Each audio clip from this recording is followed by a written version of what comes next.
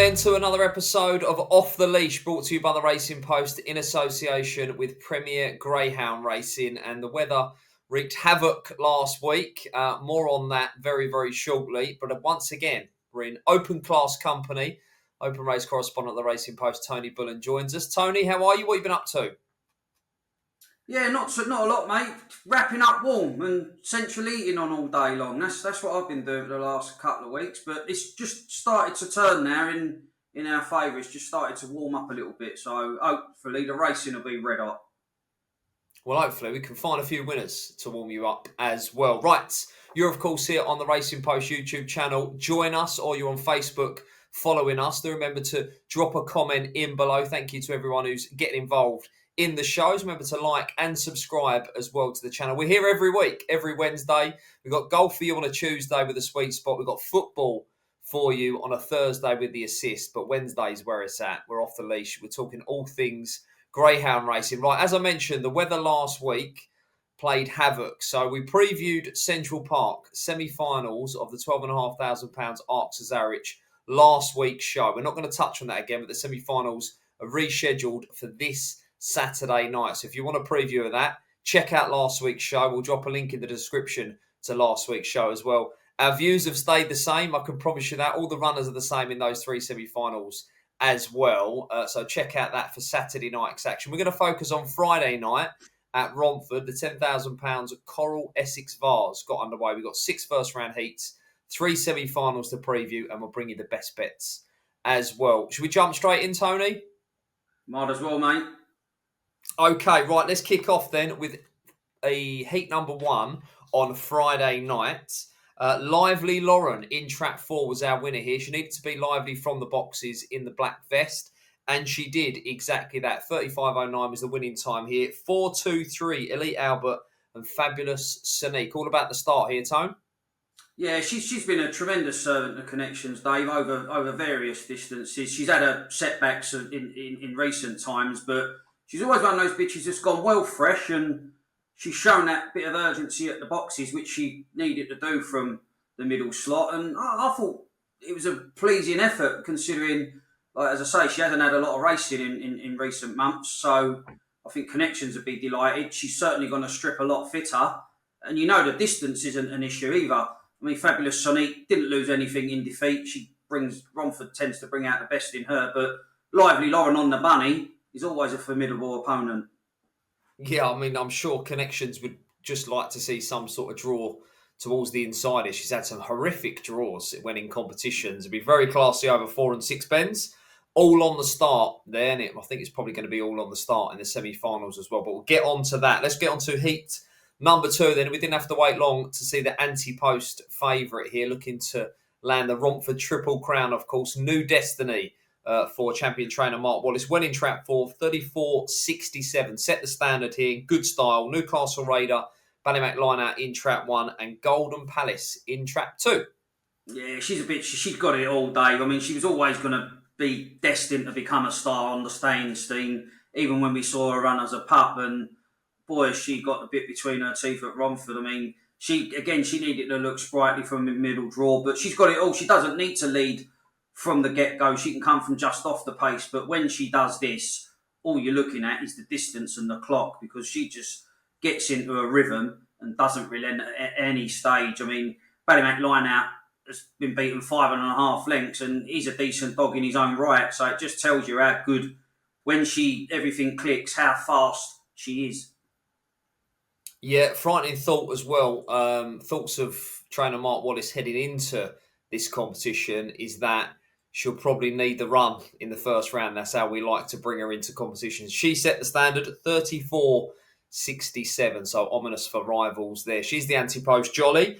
Heat number 3, another Mark Wallace runner here. Scammer in trap 5, 34.94. Regency winner Baywatch Bullet on the comeback trail in trap 1, back in second. And Aladale Kazoo, the Peter Bussey Memorial Trophy winner down at Crayford, was your other qualifier here. Traps 5, 1 and 6. But once again, it was all about what happened at the start. Yeah, he looks a nice dog, this Scammer. He looks a little bit leggy to the eye, but he's got no mileage on the clock. And he showed that flashy prep trial wasn't a one-off because he's put it into practice under race conditions. Now, whether he can bottle this type of split 13.55 remains to be seen, but there's no doubt that the dog's got speed and talent, and being unexposed, there might be more to come, Dave. I mean, we know Baywatch Bullet. I mean, I think she featured on the show last year quite frequently. She's again, one of those bitches that's been a tremendous servant to connections in competitions, but this Scammer, no nonsense performance here. No, lovely to see, as well as a price-wise pick in the Racing Post, as was Mad for Sterling, who we'll see a little bit later on. Very impressive off the front, and has to be more to come from Scammer. So, big player. Right, Heat 4 featured Iceman's Girl, Oaks runner-up, and she did the business here. She was a short price favourite and justified that. Brigadier Brindle in trap 6 and Untold Panga in trap 1 with your other qualifiers. Runner-up in the Oaks, owned, of course, by darts player Gerwin Price. Very classy over 4 bends and a real handful over 6 bends as well when cutting loose. Yeah, she's a nice bitch. She's a really likeable bitch. I remember she contested the Empress Stakes final at Toaster as well. So she's traded blows with the cream over 4 bends, and she's made a smooth transition to 6 bends. Obviously, didn't happen for her in the gold collar at Crayford, but when she holds her position, she's a real handful because she's got that never say die attitude, David, as she's shown, because Brigadier Brindle momentarily hit the front at the 5th bend, but she showed her tenacity by coming again to get up close home. And as I say, the pair was a couple of lengths clear of the Untold Panga, 35.28. It was a good buckle.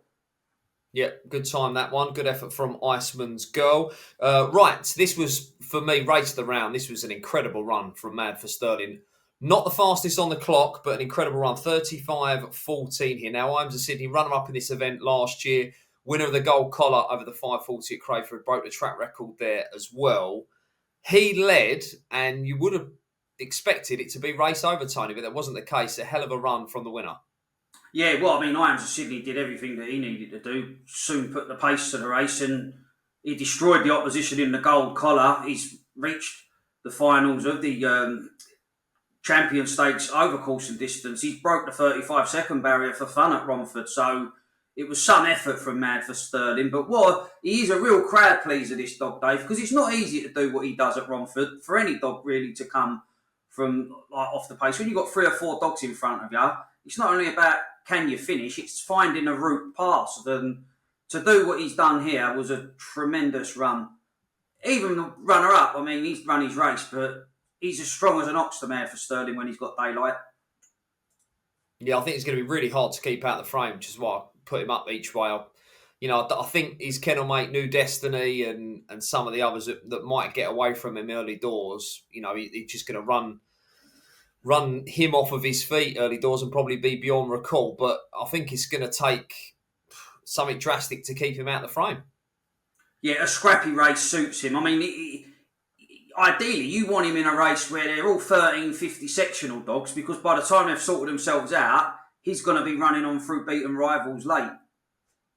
Yep, absolutely. Right, Heat 6, Droopy Eunice, friend of the show. She featured on almost every show last year, whether she was running over 4 bends or 6 bends. She's very, very classy.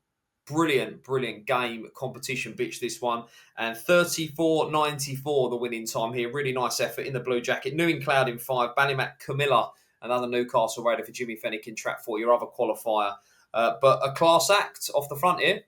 Yeah, I mean, you touched on, Dave, some of these bitches and dogs featured regular on last year's shows, and Droopy Eunice took a similar path to the Iceman's Girl. They Empress Stakes at Toaster, Oaks at Perry Bar, Gold Collar at Crayford, and her problem with Droopy Eunice, she doesn't always get it right at the boxes, but when she does, she's a real handful. 34.94 on this occasion, but she doesn't always get it right at the boxes and can drift off when she's got dogs around her. She does sort of move off the rails a bit, but on this occasion, everything clicked into place, and she's just started to get the winning habit again as Droopy Eunice. Yeah, brilliant night of racing. Shout out to all the track staff at Romford. We lost so many meetings last week. They even lost the Saturday morning meeting at Romford, but they got the track on, and the track looks in good nick, Tony. It hadn't been smashed with loads of salt and running 100 slow. It was in good nick. Dogs doing 34 60s, 70s, 80s, 90s. What an effort from the team on the track. Yeah, and that's the beauty of it. Like a lot of tracks, I think they just throw the kitchen sink at the surface, hoping that the weather sort of doesn't damage the track. Whereas I think Romford's approach was the right approach. They've obviously got the evening meeting to race, and then obviously overnight, where the track's just sort of left the morning, it would probably be unraceable. But all credit to the team, because it's not easy getting. There's a fine balance in getting the surface right in these conditions. You can over salt and ruin it even more. Yeah, so we are on schedule then with the Essex Vase semi-finals on Friday night. We've got 3 of them, and let's get stuck into the action then. 7:44, semi-final number 1, 575 metres, lap and a half of the track, as you've seen from the first round heat. Speed and stamina required.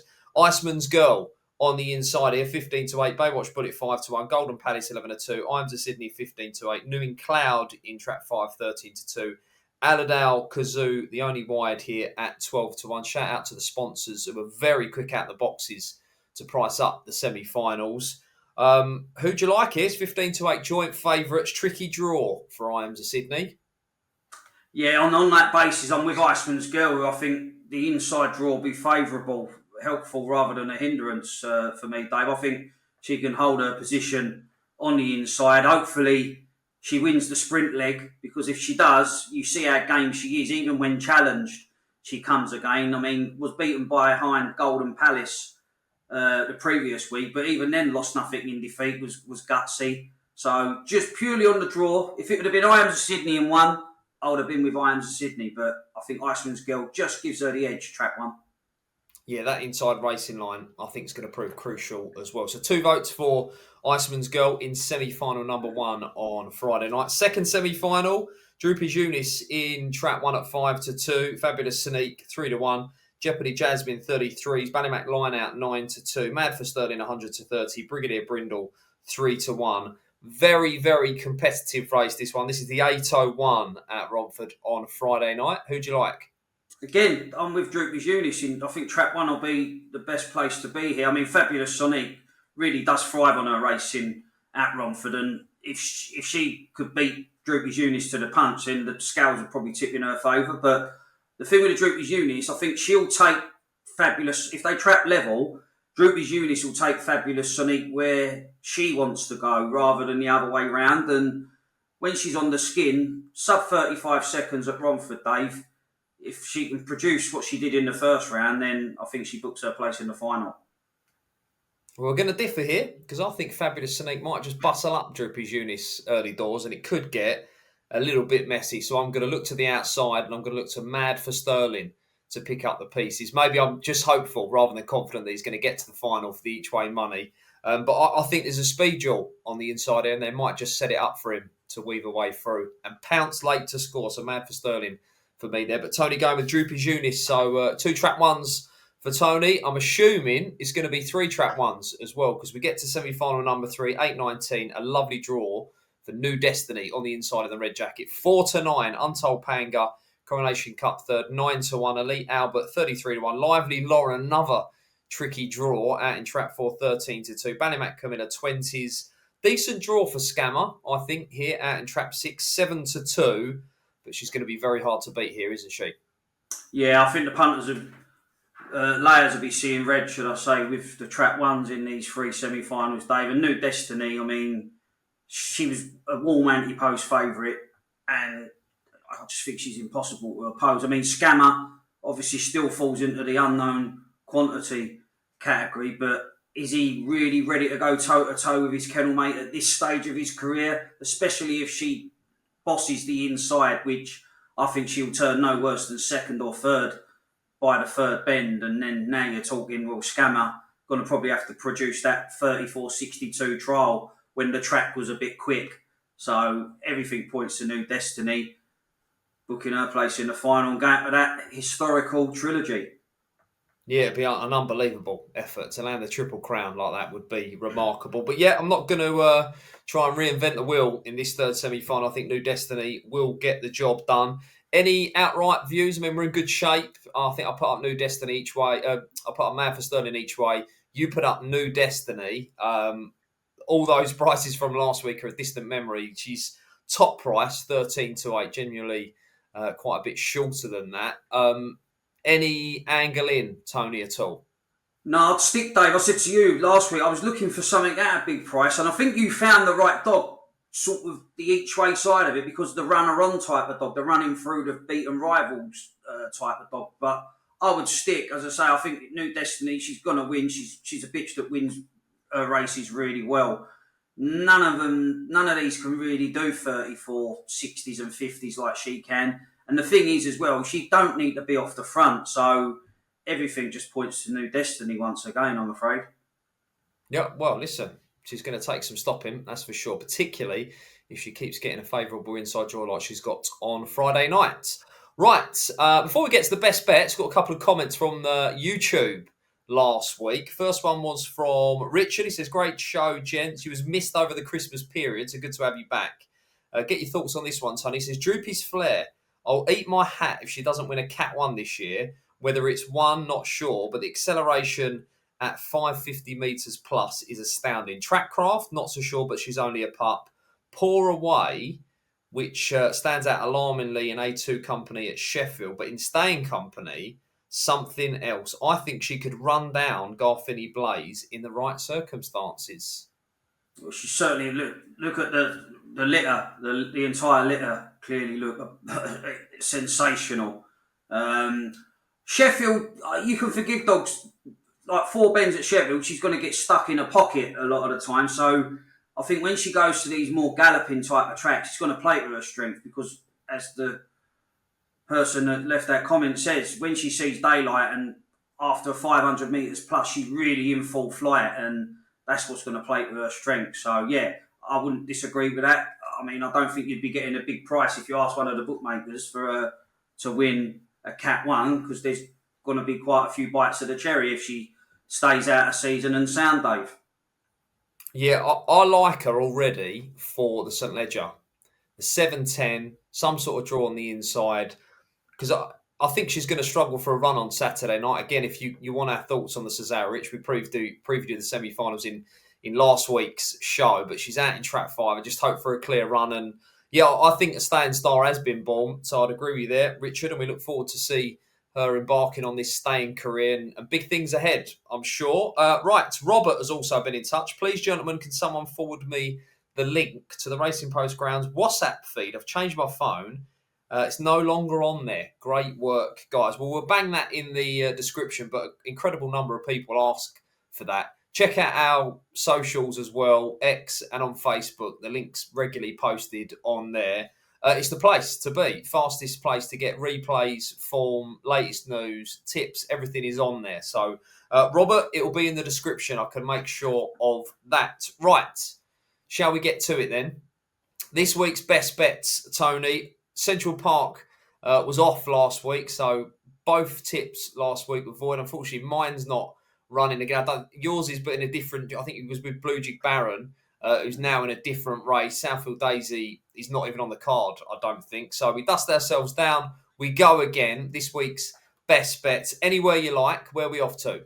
Oh, she is running, in fairness, Southfield Daisy. She's got a good chance. She is in the bitches. They redrew these races, Dave. That's what they've done, and obviously some of the opposition are a little bit different, but yeah, I mean the Blue Jig Baron dog, he's in with Antigua Kestrel, which is a pick 'em with me. I'd go evens each of 2, take your pick.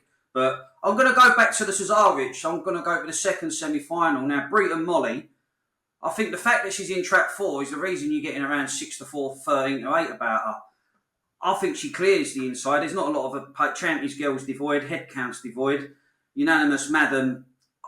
I would fancy Breton Molly to beat that one in the sprint part of the race. So I just think if Breton Molly can get on the bunny, I don't see any reason why she can't stay out in front. I know All Right Goldie's as strong as an ox and he's holding his form really well, but I think we're getting the price because she's drawn in 4, and I don't think it's as bad as draw as it looks on paper. So there's my best bet. Right, Brita Molly, 8:01 at Central Park on Saturday night. I'm going very early at Romford on Friday night, and I'm very, very strong on this one. I'm going with Front Alice, the Golden Sprint winner. She's on the comeback trail. Decent enough trial. She gave 24 seconds a shake. I'll expect her to step up on that. But the draw here is sensational. She goes in trap 5. A ground called Flynn's Porter is in trap 4. Look at the run. Flynn's Porter, 20th of December, out of trap 4. The Greyhound just dived inside, so it's going to open up beautifully. First race at Romford, trap 5 is going to be Front Alice, the Golden Sprint champion. Brilliant, brilliant draw. Forget the layoff. She'll be ready to rumble, and the track will open up for her. So she's my best bet of the week. Trap 5, first race at Romford, 6:37. The draw is absolutely everything there. So Brita, Molly, Front Alice for myself and Tony. That is a wrap. Tony, once again, we thank you for your time and expertise. Remember, the Essex Vase Friday night, rearranged semi-finals of the Sarich on Saturday night as well. So it's all happening this weekend, Friday night and Saturday night. Enjoy the racing. Of course, gamble responsibly. We'll see you next time.